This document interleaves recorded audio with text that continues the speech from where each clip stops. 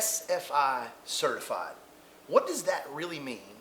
And what is the difference between an article with a logo or a label on it and actually a company that participates in the SFI program? Well, first and foremost, SFI was set up as an industry standard for testing. It gives us some level to achieve so that we have something to shoot for when we're chasing safety and certification.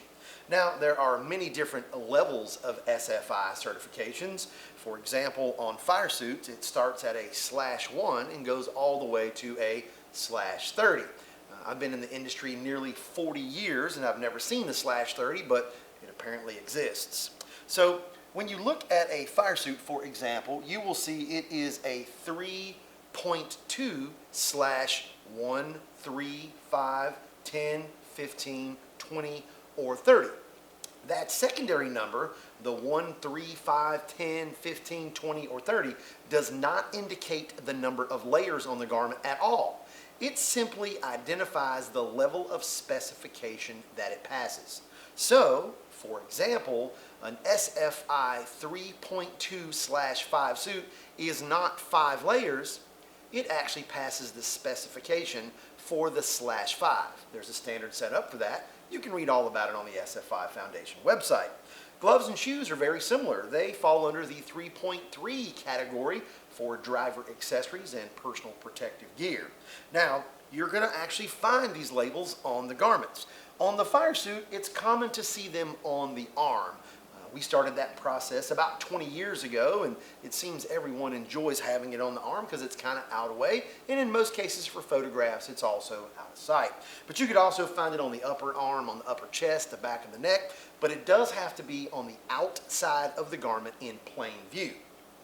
Gloves will actually have a label sewn on the inside, traditionally near the seam. Sometimes it'll be at the very top of the gauntlet, or sometimes it can be a little deeper, as it is with ours. Both gloves will actually have the sewn on label. Not one glove, but both. The same goes for shoes. Traditionally, we're going to find it in the tongue area on the reverse side of the flap, maybe on the inside of the strap. But the shoe will always have a label on it from SFI.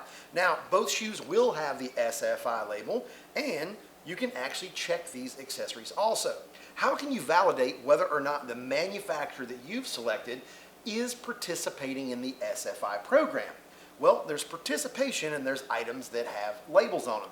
How could you possibly get a suit that had a label from a company that didn't participate in the program? Gloves, shoes, or any other item? Well, as it turns out, there are companies that will actually sell second, third, and fourth tier manufacturers legitimate labels. Now, these labels actually come from California, from SFI. They use one vendor, the labels are consistent, and they always look exactly the same. There has been some issues over the past with counterfeit labels. If you see some that look like they're embroidered in a very dark brown, maybe a navy blue, or if you see them in there in black and the quality of the label is kind of low or it's unlegible, that's usually a pretty good red flag that you've got a counterfeit label. Now, just because it has a label on it doesn't mean it's safe, and it also doesn't mean that that suit has been pre-tested and pre-certified. Well, what does that mean? So each manufacturer submits a myriad of pieces and parts for a suit specifically to make sure that that suit is going to be legal. We submit fabric, a patch about yay big that surge seams so that they can do thermal penetration testing, which is what may or may not get a driver burnt. Also thermal shrinkage. They actually put it in an oven and see how long it would take for it to shrink. We also have to test the individual cuffs that we'll be using.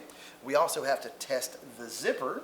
We also have to test the thread that everything is put together, as well as the gusset material for the arms and the backs. Not all suits have gusset material, but if they do, it has to be tested as well. Ultimately, they check for thermal penetration and they check for thermal shrinkage. They're trying to make sure that each of these items does meet this standard or level that they have established to make sure that that suit is compliant. Now, companies that do participate in the program will send these items in and they will receive a certification for whatever level they're attempting to achieve. You can see this suit is actually a -5. So when we submitted all of our panels for this, we're attempting to achieve an SFI 5 certification. of course, this suit did achieve that certification. We could have also submitted a suit for an SFI 3, 1, 10, 15, 20, or 30, and as long as that makeup and all of the other components that went with it match the standard, it would achieve that level. So how could I have a suit with a label but a company that doesn't participate? Again, they can buy labels from anywhere. There are multiple companies overseas that do hold legitimate certifications that actually make a living doing nothing but selling labels. As it turns out, there are small factories and mom and pop shops overseas in many strange locations that are building suits. Well, are they legit? Are they legal? Buyer beware, we're talking about your life. Why would you take the risk to buy a suit from a manufacturer that does not participate in the program? Seems kind of foolish to me, probably seems foolish to you if you think about it, and all of a sudden that $100 off deal or $200 cheaper than a branded suit maybe isn't quite as important as it once was. So how can you validate that? Simply visit the SFI Foundation website, sfifoundation.com.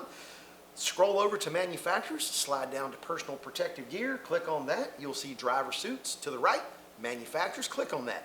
If the manufacturer that you are wearing, the manufacturer that you are looking at, or the manufacturer that you are questioning is not clearly listed by their name on that list, that physically means they do not participate in the program. What else is included in the program? SFI randomly buys suits out of the marketplace. So each year we know that our VR series suits and many of our other products are purchased by SFI. They don't call us, email us, text us, or even go online and enter an order as SFI Foundation in California. It's purchased through a ghost program. So I may see Joe Blow buys a pair of gloves and a pair of shoes and we ship them to Abilene, Texas.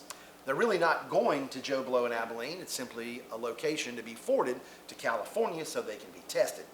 Random testing throughout the year is the only way that they can ensure that we are manufacturing to the high standards that we offer and to the level that we have passed. Now, let's say that the company that you have doesn't participate in the SFI program and they're not on there, but their owner told you their stuff's really good. Having an SFI label is almost like having a seal or a breakaway bolt on a crate engine. We all know that every sealed motor isn't legal. We also know that every motor that has breakaway bolts isn't legal. Unfortunately, there are people out there who would do less than honorable things in order to take your money. So buyer beware, buyer be careful. Even if it's someone that you know, even if it's someone that you've worked with for a really long time, your validation is the SFI Foundation website, period, end of conversation. Nothing trumps the list. If you've got a question about a garment or a suit that you're wearing, you can always contact the SFI Foundation, and any of those folks out there will be delighted to discuss the garment with you. Let's say that you get a garment and it's got a label and you want to validate it, go on and look.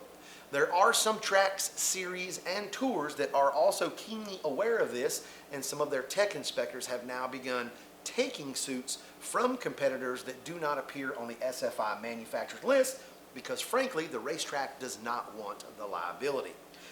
Keep in mind, many manufacturers will chase one certification.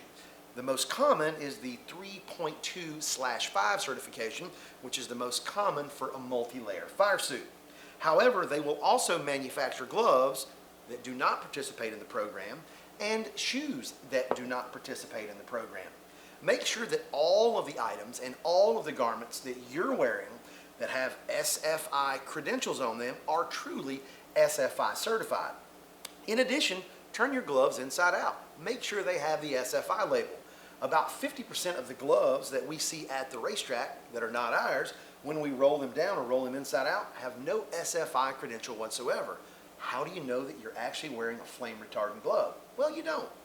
How about with the shoes? The same thing. Make sure that it's got a logo here on the outside, a logo on the inside of the tongue, across here, and it is a legitimate SFI label. Do your research, do your homework, race safe. If you've got questions that we can answer for you, you can always reach us at 336-764-8502. You can also consult the SFI Foundation website, sfifoundation.com. See us at any trade show, see us at the racetrack, stop by any of our showrooms. Central Square, New York, Welcome, North Carolina, and also in Alabama. If you need us, we're here for you. Drive fast, take chances.